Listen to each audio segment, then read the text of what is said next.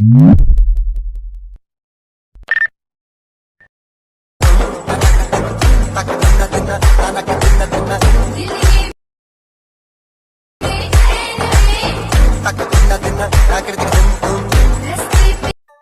আপনারা যদি ইনস্টাগ্রামে অ্যাক্টিভ থাকেন, যদি আপনারা ইনস্টাগ্রাম ব্যবহার করে থাকেন, তাহলে দেখবেন এই টাইপের স্ট্যাটাসগুলো ইনস্টাগ্রাম রিলসে এখন বহুত ট্রেন্ডিংয়ে আছে। যদি আপনারা আপনার নিজের ফটো দিয়ে এরকম স্ট্যাটাস ভিডিও বানাতে চান, যে স্ট্যাটাস ভিডিওটা আপনারা ইতিমধ্যে দেখতে পেলেন প্রিভিউতে, এরকম স্ট্যাটাস ভিডিও বানাতে চাইলে আপনাদেরকে এই ভিডিওটা কন্টিনিউ করে যেতে হবে। তো চলুন শুরু করছি আজকের এই ভিডিও। বন্ধুরা, আপনারা যদি ইন্ডিয়া থেকে ক্যাপকাট অ্যাপটাকে ব্যবহার করে থাকেন, তাহলে আপনাকে একটি যে কোনো ভিপিএন কানেক্ট করে নিতে হবে। আমি ইন্ডিয়ান, তাই আমি একটি ভিপিএন কানেক্ট করেছি। সেই ভিপিএনটার নাম হচ্ছে সুপার ভিপিএন। আপনারা কিন্তু প্লে স্টোর থেকে সেই সুপার ভিপিএনটাকে অবশ্যই ইনস্টল করে নেবেন। ইনস্টল করে সেই ভিপিএনটাকে কানেক্টেড করে নেবেন। কানেক্টেড করার পরে আপনারা চলে যাবেন আমার ভিডিও ডিসক্রিপশন বক্সে, ওখানে একটি টেমপ্লেটের লিঙ্ক পেয়ে যাবেন। অবশ্যই সেই টেমপ্লেটের লিঙ্কটাকে ওপেন করে নেবেন।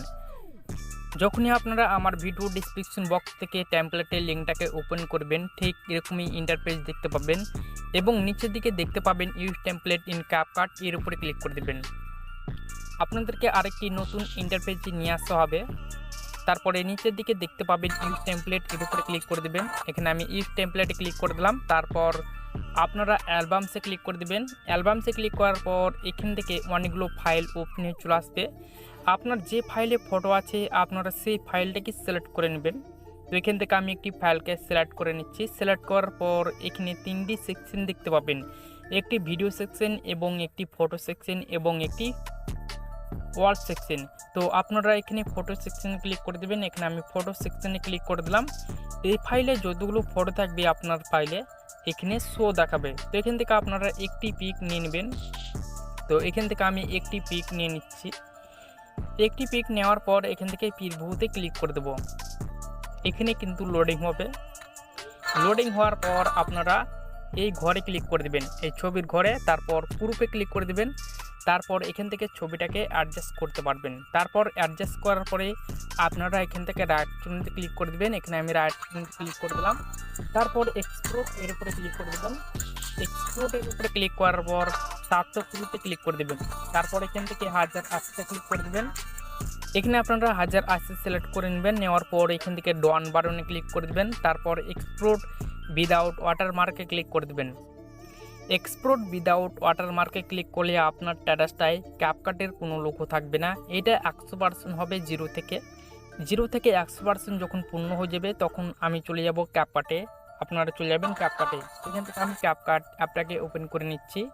ক্যাপকাট অ্যাপটাকে ওপেন করার পরে নিউ প্রজেক্টে ক্লিক করে দেব। সো ইতিমধ্যে যে ভিডিওটা সেভ হলো আপনারা এখান থেকে ফাইল থেকে পেয়ে যাবেন। তো সেই ভিডিওটাকে এখান থেকে সিলেক্ট করে নেবেন। নেওয়ার পর এখান থেকে অ্যাড বাটনে ক্লিক করে দেবেন। এই ভিডিওর যেটা মেন সাউন্ড থাকবে সেটাকে আপনারা, তো এখান থেকে আপনারা মিউট বাটনে ক্লিক করে মিউট করে দেবেন। তারপর অডিওতে ক্লিক করবেন, অ্যাড অডিওতে। তারপর এক্সট্রাক্টেড এর উপরে ক্লিক করে দেবেন। আমার ভিডিওর ডিসক্রিপশন বক্সে একটি মিউজিক পেয়ে যাবেন। অবশ্যই সেই মিউজিকটাকে ডাউনলোড করে নেবেন। তো এখান থেকে আমি মিউজিকটাকে ইনপুট করে নিচ্ছি। তো দেখতে পাচ্ছেন সেই মিউজিকটা কিন্তু ইনপুট হয়ে গেল। তো লাস্টের দিকে আবার চলে আসবেন, এখানে কিন্তু ক্যাপকাটের লোগো পাওয়া যাবে। এই লোগোটাকে ক্যাপকাটের আপনারা ডিলিট বাটনে প্রেস করে ডিলিট করে দেবেন।